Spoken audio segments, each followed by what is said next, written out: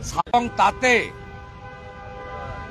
যোগ্য চাকরি প্রার্থী বা এই সাবজেক্টের সঙ্গে রিলেটেড তাদের অধিকাংশ জনই সেখানে ঢোকার সুযোগ পায়নি।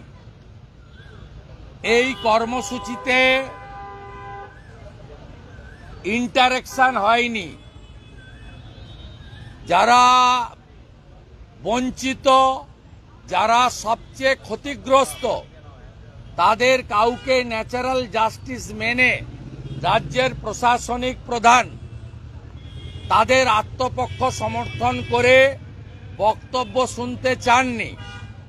তার কারণ খুব পরিষ্কার।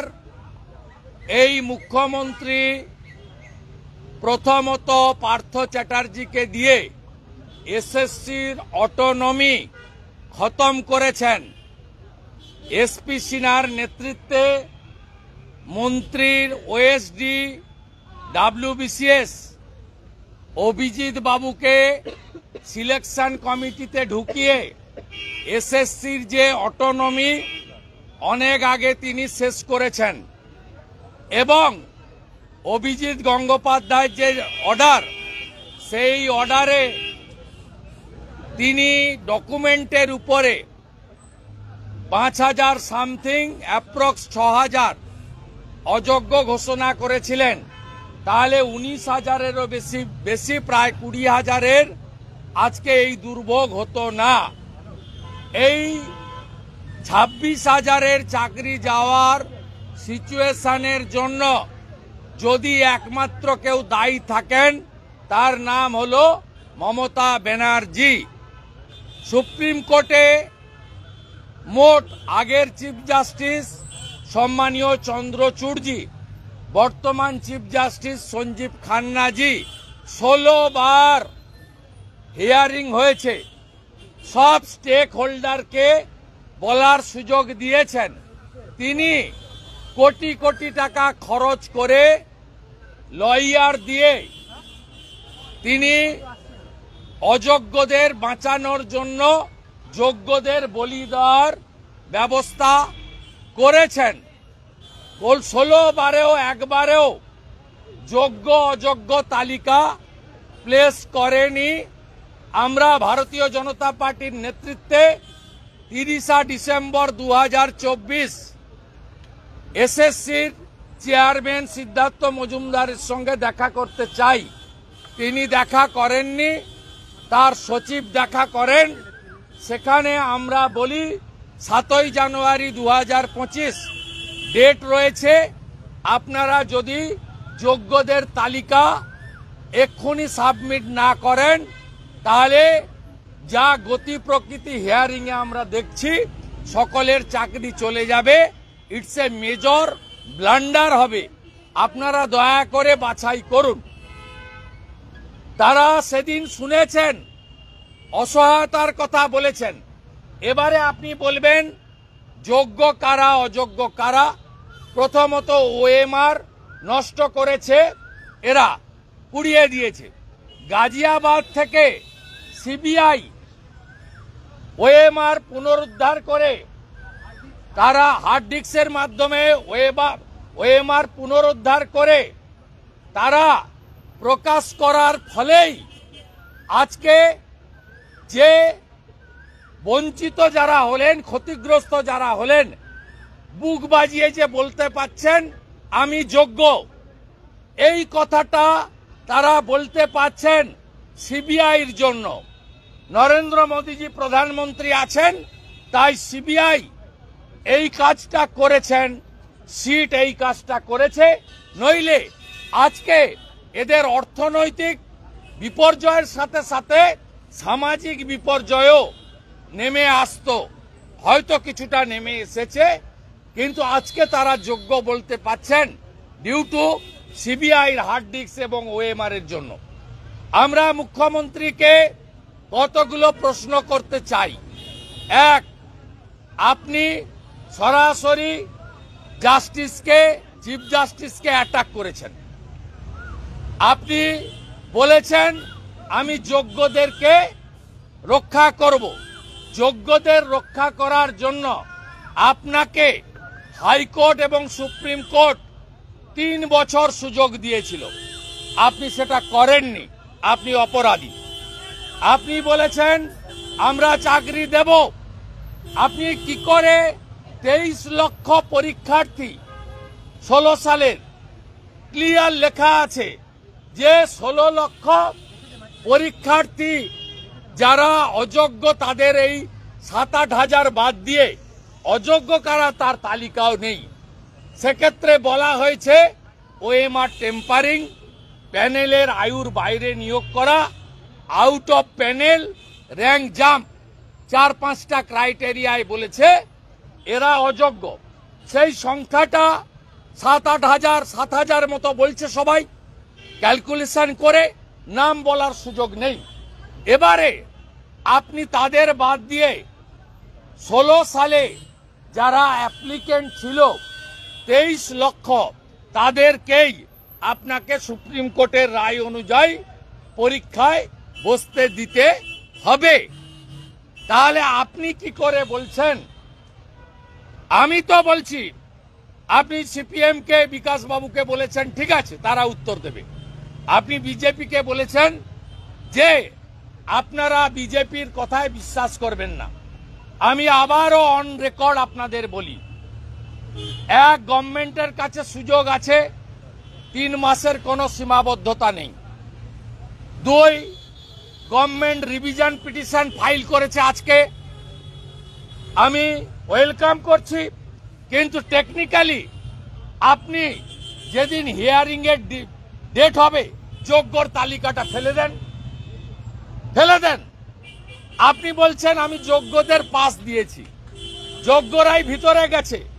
আমি মুখ্যমন্ত্রীকে বিরোধী দলনেতা হিসেবে আপনার কথার ভিত্তিতে আমি আপনাকে অনুরোধ করি, দাবি করি, আপনি যে রিভিশন পিটিশন করছেন, আজকে এসএসসি করেছে, আপনি সুপ্রিম কোর্টে যোগ্য তালিকাটা ফেলে দেন, তাহলে বাকি অযোগ্য দুধ আর জল আলাদা হয়ে যাবে, তাহলে যোগ্যদের সমস্যা থাকবে না। আমরা এটা আপনার কাছ থেকে আশা করি। আপনি যদি যোগ্যদেরকে তালিকা না দিতে পারেন, সুপ্রিম কোর্ট ভারতবর্ষের সর্বোচ্চ আদালত, সুপ্রিম কোর্টে আপনি যোগ্য তালিকা না দিলে আপনি প্যারা 44, প্যারা 28 ক্লিয়ার বলেছে যে আমরা এখান থেকে বাঁচতে পারলাম না due to non cooperation of the school service commission, West Bengal government. এইটা প্রিন্টেড আছে অর্ডারে। আপনি দ্বিচারিতা করে আজকে কোন বঞ্চিত লোক, তারা তো এই পয়েন্টগুলো বলতে পারত। আপনি নিজে বলেছেন আমি লয়ার, আমি দাবি করব, অনুরোধ করব সুপ্রিম কোর্টে যোগ্যদের হয়ে আপনি প্লি করুন।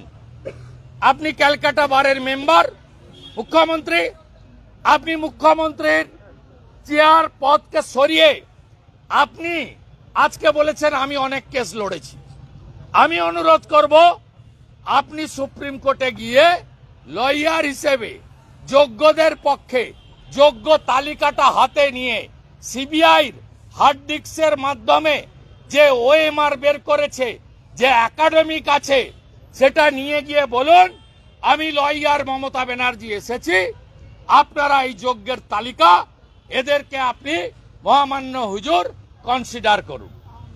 যদি না করতে পারেন তাহলে 23 লক্ষ ভাই বোনেদের আবার পরীক্ষায় বসতে হবে এবং 9 বছর আগে যে প্রস্তুতি তাদের ছিল সেই প্রস্তুতি থাকতে পারে না। এবং এটা যদি আপনি করেন তাহলে 19,000 যোগ্য শিক্ষক, শিক্ষিকা, শিক্ষাকর্মীর সঙ্গে সবচেয়ে বড় পাপ হবে। আমি on behalf of the BJP আগেও বলেছি, আজও বলি, মমতা ব্যানার্জি যদি এই কাজটা করতে না পারেন 26-এ বিজেপিকে আনুন, 1 মাসের মধ্যে আমরা ওএমআর বের করে যোগ্য তালিকা সুপ্রিম কোর্টে প্লেস করে আমরা যদি 84 সালের সিক রাইট এতদিন পরে জাস্টিস হতে পারে, আমরাও জাস্টিস দেওয়ানোর কাজ করব।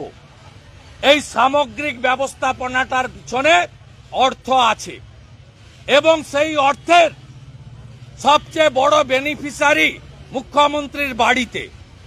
আমি বলছি না, লিপস অ্যান্ড বাউন্সের ম্যানেজিং ডাইরেক্টর কালীঘাটের কাকু নামে খ্যাত সুজয় কৃষ্ণ ভদ্র 73 মিনিটের অডিওতে 73 বার অভিষেক ব্যানার্জির নাম বলেছে এবং যে 700 কোটি টাকা উঠেছে সেই 700 কোটি টাকার 80 ভাগের বেশি টাকা আপনার বাড়িতে গেছে। আপনার ভাইপো অভিষেক ব্যানার্জি সবচেয়ে বড় ফিনান্সিয়াল ক্রাইম এবং বেনিফিশিয়ারি। এই কেসে আমরা বলছি না, সুজয় কৃষ্ণ ভদ্র বলছে, সিবিআই চার্জশিটে বলছে।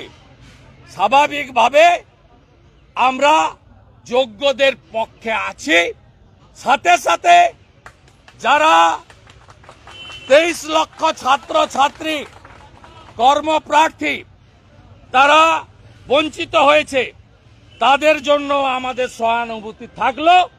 আগামী 21 তারিখে ওয়েটিং চাকরি প্রার্থী অনেকগুলি যোগ্য শিক্ষক সংগঠন অরাজনৈতিকভাবে নবান্ন অভিযানের ডাক দিয়েছে।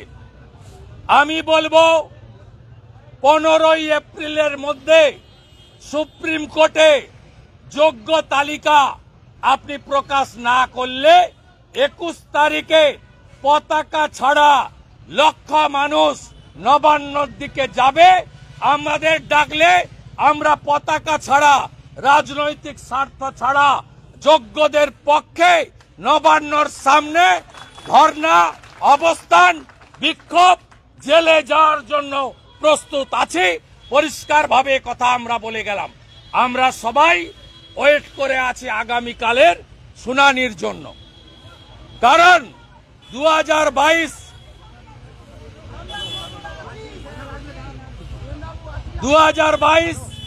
5ই মে আপনারা কি নেতাজি ইন্ডোর থেকে বেরিয়ে এলেন? একদম শক্ত থাকবেন, একদম শক্ত থাকবেন। আপনারা সব যোগ্য, আপনাদের ওএমআর যোগ্য, আমরা আপনাদের সঙ্গে আছি, কোনো সামাজিক সম্মান যায়নি। আমি বলি 2022 5ই মে সুপার নিউমেরারি পোস্ট ক্রিয়েট করে 5836 আপনি যে অতিরিক্ত শূন্য পদ তৈরি করেছিলেন তার মামলা কালকে আছে, শুনানি আছে। আমরা আশা করি 3000 চাকরি বিক্রির জন্য হরিয়ানার প্রাক্তন মুখ্যমন্ত্রী ওম প্রকাশ চৌটালা জেলে গেছে। আর 2022-এর 5ই মে আপনি সহ আপনার যে মন্ত্রীরা ওই রেজুলেশনে সই করেছে তারাও জেলে যাক, জেলে যাক, জেলে যাক। আমরা এটাই চাই। 2022 সাল থেকে একটা নোংরা খেলা শুরু হয়েছিল, কোনটা মুখ আর কোনটা মুখোশ আপনাদের বুঝতে হবে। আজকে মমতা বন্দ্যোপাধ্যায় বলছেন 2022 থেকে একটা নোংরা খেলা শুরু হয়েছিল। উনি হচ্ছেন মুখোশ, মুখ হচ্ছেন উনার ভাইপো, যিনি চাকরি বেচেছেন 150 কেজি ওজনের মোটা পার্থকে দিয়ে, যার কচি বান্ধবীর বাড়ি থেকে 51 কোটি উদ্ধার হয়েছে। Plan A, plan B, plan C সমস্ত কিছু রেডি আছে, সমস্ত রেডি আছে। Plan A, B, C. আরে দিন না আপনি শিক্ষককে যদি বলেন ভলেন্টারি চাকরি করতে, শিক্ষককে যদি বলেন গ্রুপ ডি করতে, এটা কি তার মেধা, তার একাডেমিক, তার সঙ্গে সম্মান দেখানো হবে?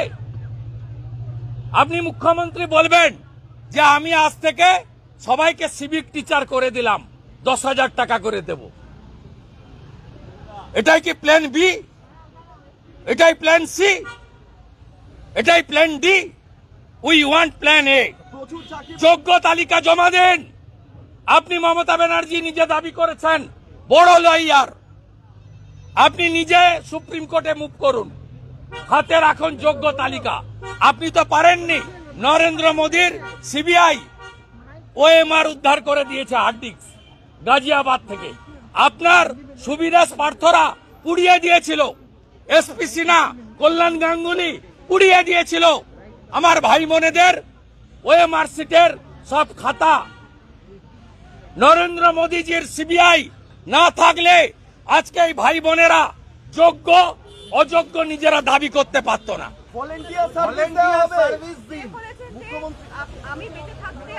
কেউ দেবেন না,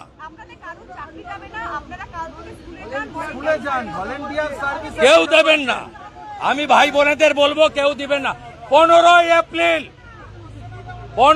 এপ্রিল পয়লা বৈশাখের আগে যোগ্যদের তালিকা সুপ্রিম কোর্টে জমা দিতে হবে। আর যদি না দেন 21 তারিখে চেয়ার থেকে টেনে আপনাকে ঘাড় ধাক্কা মেরে বাংলার বাইরে পাঠাবো। প্রচুর চাকরি প্রার্থীরা এসেছেন আপনার সঙ্গে দেখা করতে। কথা আমি বলছি কথা শুনে কারো চাকরি খাননি। সবাই জানে অভিজিৎ গাঙ্গুলির জাজমেন্ট মেনে নিলে আজকে 19,000-এর চোখের জল দেখতে হতো না। আপনার অহংকার, আপনার দম্ভ, আপনার 25 লাখি লয়ার আজকে এই ছেলে 19,000-কে পথে বসিয়েছে। মাথা উঁচু করে বাঁচবেন, মাথা উঁচু করে বাঁচবেন। আপনারা সরকার রিভিশন করছে করুক, আপনারাও ইন্ডিভিজুয়াল ওএমআর এবং একাডেমিক নিয়ে যদি সুপ্রিম কোর্টে যান, আমরা লয়ার দেব, আমরা আপনাদের দেব, আপনাদের টাকা খরচ করতে হবে না। আমি এলওপি বলছি, আপনি যে লয়ার চাইবেন, আমরা বিজেপি এমএলএ 65 জন আছি, চাঁদা তুলে লয়ারের ফিস দেব, আমরা যা করার হচ্ছে।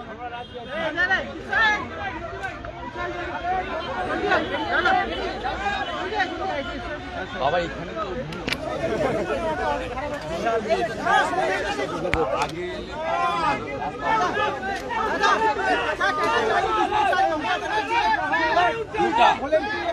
দুটো মমতা ব্যানার্জি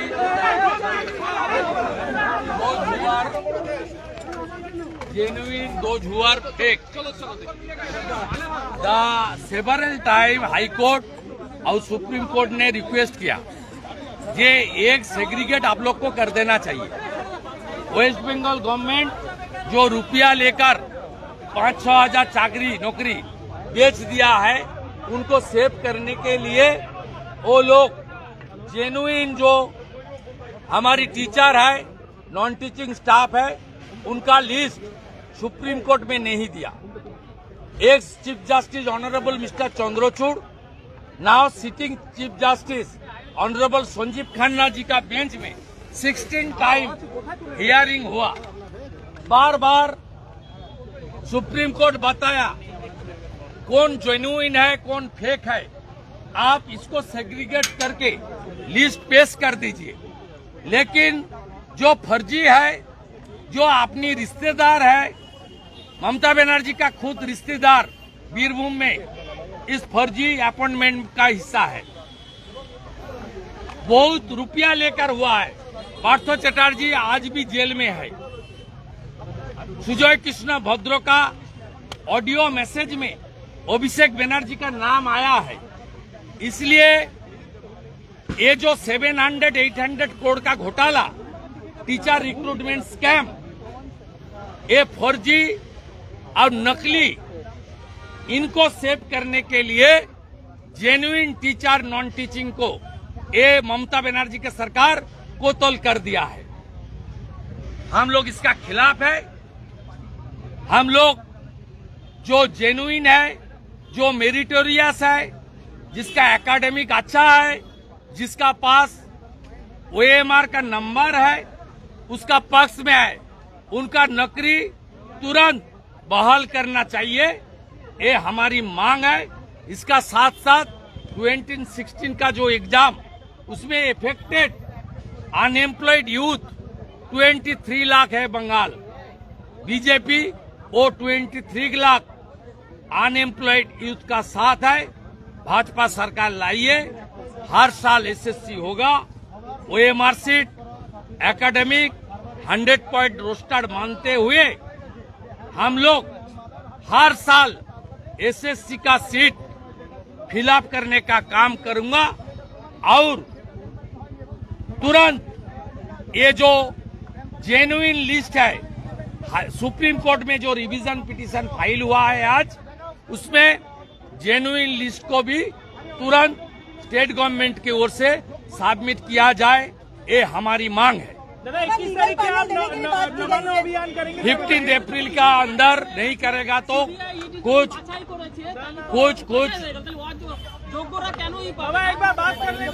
ওইখানে নেতাজি ইন্দোরে গেছিলেন, প্রশ্ন করেননি কেন?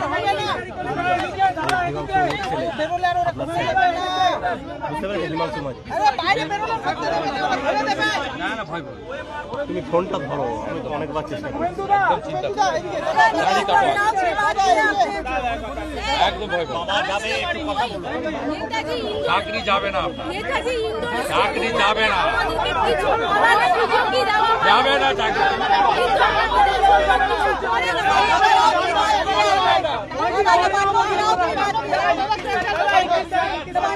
कुछ नॉन कुछ वेटिंग और कुछ अनएम्प्लॉयड यूथ ऑर्गेनाइजेशन सब मिलके एक पॉलिटिकल प्रोग्राम का ऐलान किया। ये लोग हम लोग का participate without flag, without any political condition, ये उसको अलाउ करेगा तो हम सब शामिल होंगे। दादा कल रामनवमी कैसा गया? पाक सर्कस में कुछ बीजेपी के ऊपर कुछ अटैक हुआ है? दादा एबीसी अटैक को बोले थे, एबीसी ये लोग को सिविक टीचर बनाने का प्लान बना है। ये लोग मेरिटोरियस है, इसका एकेडमिक तगड़ा है, कोई टीचर सिविक बनने वाला नहीं है। आज जिस तरह से उन्होंने सबके साथ बुलाया, लेकिन वहाँ पे लोग बात करने के लिए नहीं सबको नहीं बुलाया। 26,000 इफेक्टेड, सी अलाउड ओनली 7,000, कोई इंटरेक्टिव सेशन नहीं हुआ। ये लोग लगातार ये जो डिमांड कर रहे हैं। শুভেন্দু বাবু, চাকরি প্রার্থীরা বলছেন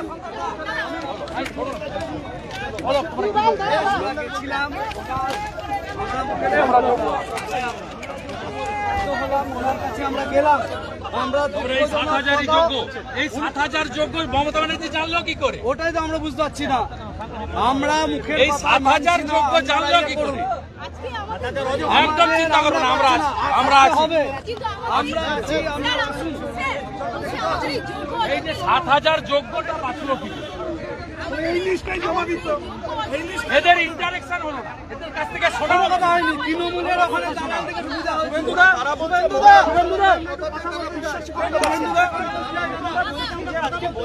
অনেকে আপনার কাছে এলে এই তো সবাই দেখুন না, আমি বলছি এই 7,000 কি করে যোগ্য বলছি, এই যে 7,000 যোগ্য কি করে বলছেন, এদের ইন্টারেকশন হলো না। আপনি প্রথম দিন বললেন 26,000-এ শুনবো, টেন্টেড কারা তো অভিজিৎ গাঙ্গুলি বলে গেছে, সেটা উনি পারেন, ওনার ক্ষমতা আছে, কিন্তু এই টিচারটি সিভিক টিচার হবে না। এর পড়াশোনা আছে, এ অনার্স আছে, এ বিএড আছে, এ এমএ পাস। দাদা আমরা প্রকৃত যোগ্য না, এরা ভলেন্টারি সার্ভিসও দেবে না, এরা সিভিক টিচারও হবে না। আমরা চাইছি আমাদের 11-12 ওই সিট পাবলিশ করাও, প্রকৃত যোগ্যদের তালিকা দাও, ওই কে অযোগ্য কে অযোগ্য। আপনারা ইন্ডিভিজুয়াল রিড করুন, আমরা লয়ার দেবো, আমরা আপনাদের যাকে চাইবেন লয়ার দেবো, টাকা লাগবে না। আমরা বিজেপি এমএলএরা বেতন থেকে দেবো, আমরা 1 মাসের বেতন দেবো। আপনাদের ভরসা আছে, আমাদের বাঁচানো আছি, আমরা সম্মানটা ফিরিয়ে দিন। একদম আমরা দেখতে পাচ্ছি না দাদা, আমরা মুখ দেখতে পাচ্ছি না, দেখা পাচ্ছি না, কোথায় আছে দাদা? আমরা রাস্তা দিয়ে যেতে পাচ্ছি না, সবাই আমাদের দিকে দাঁড়াচ্ছে। কানবে না, কানবে না, হারবে না, হারবে না, হারবে না, তুমি হারবে না। যোগ্যতায় চাকরি পেয়ে এসছি, কালি করে পাইনি, কাউকে টাকা দিয়ে পাইনি। শুভেন্দুদা যে পরিস্থিতি, আপনি জল এই পাপে ধ্বংস হবে মমতা ব্যানার্জি। 16 বার হিয়ারিং হয়েছে। আপনি যদি যোগ্য তালিকা দিতেন, আজকে এই দৃশ্য দেখতে হতো না বাংলায়। শুভেন্দু বলছে সুপ্রিম কোর্টের কাছ থেকে যোগ্য তালিকা চাইবে। ভরসা করে না, সবাই জানে মুখ্যমন্ত্রী মিথ্যাবাদী, তারাই বলছেন, মানে বিশ্বাসই করতে পারছেন বিশ্বাস করে না। একটা লোক বেছে বেছে ঢুকিয়েছে, তারাই বিশ্বাস করে। রাজ্য সরকার তালিকা থেকে সুপ্রিম কোর্ট বিশ্বাস করে না, জিজ্ঞেস করুন। আরে কেউ বিশ্বাস করে না। পরীক্ষা নিলেন ভগবান চিফ মিনিস্টারকে বিশ্বাস করে না। তালিকা টাকা খাবে ওরা, আর তালিকা ধরা পেয়েছে ওরা যদি ইন্ডিভিজুয়াল যায়, আমরা যে লয়ার চাইবে সেই লয়ারের ফি আমরা দেব। যারা চাকরিরত সঠিকভাবে কথা ওরা যদি রিচ করে, তাদের ওএমআর আছে এবং যারা যোগ্য তারা যে লয়ার চাইবে ঠিক করে দেওয়া এবং লয়ার ফিজ আমরা পে করব। এখান থেকে বলছে প্রধানমন্ত্রী হস্তক্ষেপ চাইছে, প্রধানমন্ত্রী হস্তক্ষেপ চাইছে। এখানে ইউনিয়নের রোল কম। শুভেন্দু স্পেসিফিক জানতে চাই, চাকরি হারাদের সঙ্গে আপনারা কিভাবে থাকবেন এবং তাদের আগামী দিনে কি পথ? আমরা থাকবো, আমরা ওয়ার্কিং। তারা উড়ার কিছু নেই, 3 মাসের কোনো কাটাবো ডেট নেই। কিন্তু মমতা ব্যানার্জি আজ যা বলেছে করতে হবে। উনি সুপ্রিম কোর্টে রিভিশন পিটিশন করেছেন, উনাকে যোগ্য তালিকা সুপ্রিম কোর্টে জমা করতে হবে। পরিষ্কার ডিমান্ড, যোগ্য তালিকা আপনাকে দিতে হবে, নইলে 21শে এপ্রিল নবান্নতে দেখা হবে। আপনি যাবেন নবান্ন? আপনি যাবেন নবান্ন? এরাদের যদি আপত্তি না থাকে আমি যাব। আপনাদের আপত্তি আছে? কারণ আপত্তি আছে? আপত্তি নেই, না থাকলে শুভেন্দু অধিকারী তিনি জানালেন যে 21শে এপ্রিল নবান্ন চলছে অভিযানে যদি চাকরি হারারা চান তাহলে শুভেন্দু অধিকারী তিনি যাবেন। আবারও অ্যাসেম্বলি সামনে সুযোগ করে দিয়েছে বিরোধী দলনেতার সঙ্গে কথা বলতে এই প্রশ্ন যদি মমতা ব্যানার্জি করে থাকে, সুযোগ মমতা ব্যানার্জি করেছে। 16 বার সুপ্রিম কোর্টের হিয়ারিং এ আপনি যদি যোগ্য তালিকা দিতেন, তাহলে আজকে এই অভিযোগটা আমি করতে পারতাম না। আপনি হাতে ধরে শুভেন্দুদা সর্বদলীয় কোনো বৈঠক চাইছেন, তারা আপনাকে আপনি থাকবেন আমি নবান্ন? থাকবো, আমার